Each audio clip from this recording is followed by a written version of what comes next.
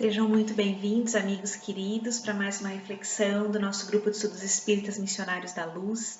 Meu nome é Lívia e hoje nós vamos dar sequência nas nossas reflexões baseadas no livro Pensamento e Vida, né? Um livro que foi psicografado pelo Chico Xavier, é um livro do Emmanuel.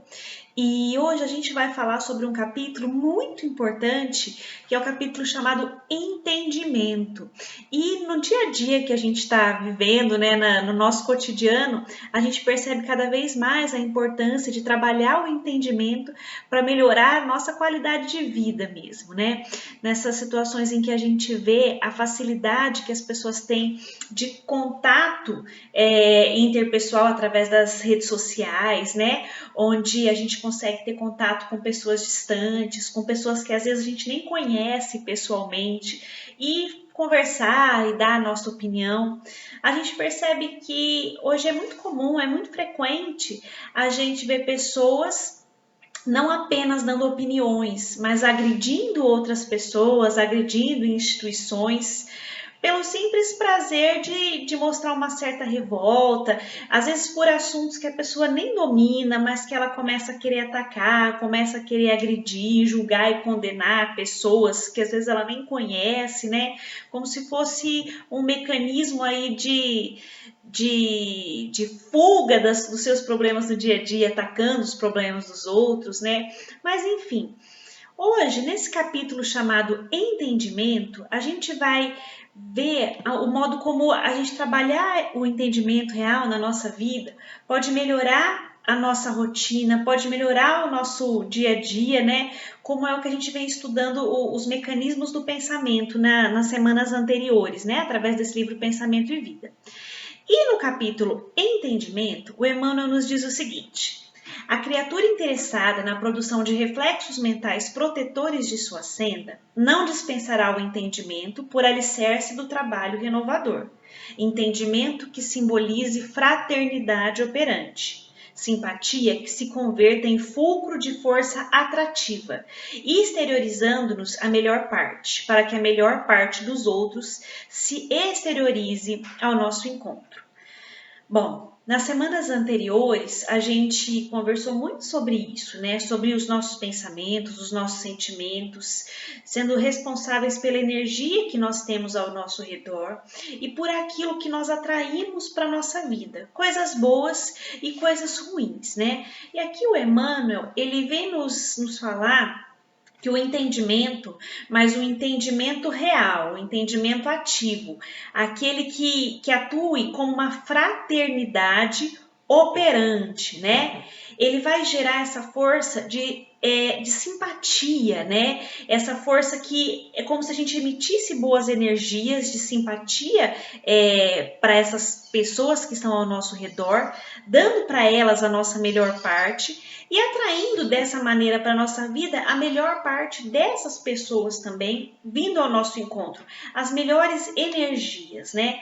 Porque quando a gente começa a atacar, a julgar, a condenar, sem entender exatamente o que está acontecendo ou o que levou a pessoa a agir daquela maneira, quando a gente começa a se colocar como juiz da vida do outro, né? Sendo que na maioria das vezes a gente não consegue nem consertar os problemas da nossa vida, a gente começa a atrair situações ruins para o nosso caminhar. São situações que vêm também no intuito de nos auxiliar, para que a gente possa aprender a ser menos rudes com o próximo, a sermos menos duros com o próximo, mas que a gente comece a trabalhar o entendimento. Lembrando que se a gente quer melhorar o mundo que está ao nosso redor, nada melhor do que melhorarmos a nós mesmos, né? E se a gente quer ajudar o outro a se melhorar, nada melhor do que sermos exemplo, para que o outro, no momento dele, quando ele tiver a vontade dele de mudar a rota ou de crescer, de evoluir, que ele tenha esse direito respeitado, né? E o Emmanuel ele segue ensinando para a gente e dizendo o seguinte, que até o ingresso na consciência cósmica, todos os seres se distinguem pela face de luz com que se alteiam para os cimos da evolução e pela face de sombra, pela qual ainda sofrem a influência da retaguarda. Quer dizer, até a gente conseguir ter uma evolução maior, até que a gente consiga ser de fato seres do bem, seres de luz, todos nós, sem exceção, todos nós temos a nossa face luz e a nossa face sombra. E a gente tem uma tendência muito grande a ver em nós mesmos somente a face luz, querer mostrar somente a face luz, e nos outros a gente querer apontar e querer descobrir a face sombra, né? Como se fosse para esconder aquilo de errado que tem na gente, né? Exaltando o que é bom na gente, o que é ruim nos outros. Mas o Emmanuel nos chama a atenção aqui que todos nós, sem exceção, temos nosso lado bom, nosso lado ruim, nossa face luz e nossa face sombra. E por pior que seja a situação em que uma pessoa esteja envolvida, a gente sabe que essa é a face sombra dela que está sendo trabalhada, que está sendo colocada para fora, mas a gente não pode esquecer que aquela pessoa tem também um lado luz nela, que a princípio pode não estar aparecendo para a gente naquele momento, a gente pode não estar conseguindo enxergar, mas que ela existe. Ou seja, o erro não faz com que a pessoa seja uma condenada eterna. Mas diante do amor infinito e da sabedoria de Deus, nós sabemos que mesmo aquele que se encontra ainda nos piores erros, vai ter o seu momento de se reerguer, de trabalhar os seus sentimentos e a sua conduta e de caminhar na direção do bem. A gente sabe que isso pode levar anos, séculos, vidas e vidas para acontecer, mas em algum momento, todos nós que estamos nessa caminhada evolutiva, vamos mudar a nossa atuação para melhor, né? Alguns de uma maneira mais rápida e outros de maneira mais demorada. Mas a gente não pode esquecer que aquele que está manifestando o momento sombra dele, também nós fomos esta pessoa em algum momento da nossa vida. Todos nós temos aquele momento em que a gente faz o bem, em que a gente ama, em que está tudo bem, tudo certo, mas temos também aquele momento em que a gente está exteriorizando essa nossa face sombra e que a gente conta aí com o entendimento dos que estão ao nosso redor para que continuem nos dando oportunidades, nos amando, nos dando a mão para que nós consigamos nos reerguer nas nossas maiores dificuldades. Portanto, mesmo diante de grandes faltas daqueles que estão ao nosso redor, a gente tem que começar a trabalhar no nosso coração esse entendimento para lembrar que face luz e face sombra todos temos, mas que é nosso dever, é nosso trabalho na vida enaltecer a face luz para que ela cresça e para que essa face sombra possa ser trabalhada e se converter nessa face de luz, em que os momentos em que a gente erra sejam menores e que os momentos que a gente acerta sejam maiores, né? Então a gente começa a perceber a importância da gente tomar cuidado com os julgamentos que a gente faz na nossa vida com relação àqueles que estão ao nosso redor, né? E o Emmanuel, ele diz assim também nesse capítulo: para começar, precisamos separar o criminoso da criminalidade, quer dizer, a gente precisa separar o pecado do pecador, né? O erro da pessoa que erra, né? Então, para começar, precisamos separar o criminoso da criminalidade, como o lavrador que estabelece diferença entre o verme e a plantação, para abolir o domínio do primeiro e enriquecer a utilidade da segunda.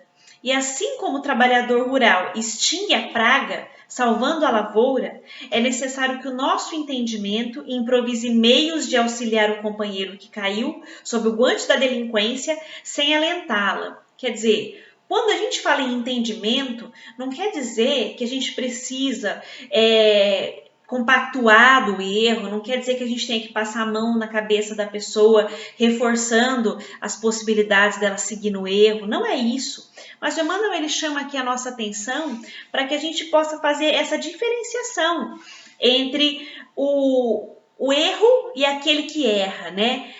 O erro, ele deve ser trabalhado para que não aconteça mais. E aquele que erra, a gente tem que ter o entendimento para auxiliá-lo a sair dessa situação ruim, a sair desse momento de delinquência sem reforçar, né? Sem acalentar, sem dar estrutura para que continue no erro. Ou seja, a gente deve buscar seguir no caminho do bem, né, com atitudes boas, com atitudes positivas, com atitudes de melhoria no mundo em que nós estamos, né, sem deixar de lado aqueles que erram, porque nós também erramos, mas sabendo dar a mão para aquele que erra, para que ele possa se reerguer através de caminhos novos, né, através de caminhos diferentes, pautados no amor, pautados naquilo que nós sabemos que é bom e que é correto.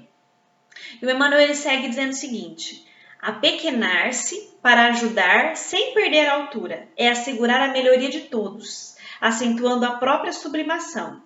Entretanto, só o culto infatigável do entendimento pode garantir-nos o equilíbrio indispensável no serviço de autoburilamento em que devemos empenhar os nossos melhores sonhos, de vez que apenas o amor puro é capaz de criar em nossa mente a energia da luz divina, a expandir-se de nós em reflexos de protetora renovação.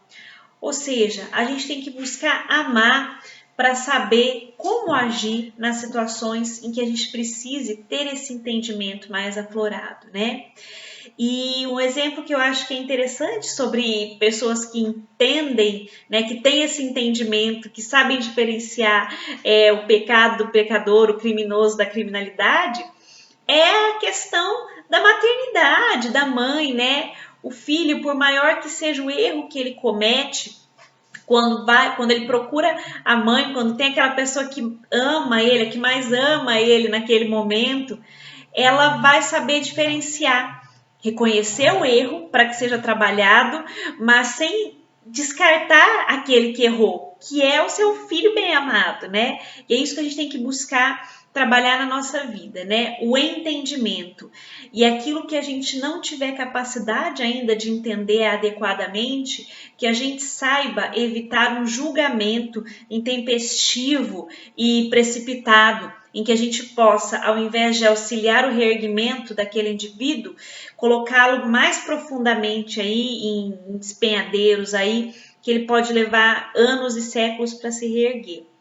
Então, fica aí essa reflexão para que a gente possa trazer para a nossa vida de maneira mais eficaz essa questão do entendimento, sabendo atuar de maneira mais proativa com uma fraternidade operante, melhorando então o mundo que a gente quer viver, né? A gente fala tanto em mundo regenerado, em um mundo bom, em um mundo melhor, mas a gente tem que entender que o mundo regenerado ele é formado por pessoas regeneradas. E se a gente quer viver num mundo assim, o primeiro que a gente tem que buscar regenerar somos nós mesmos. Então que a gente saiba cultivar esse entendimento da melhor maneira possível, dando melhores condições para essa renovação que a gente tanto almeja.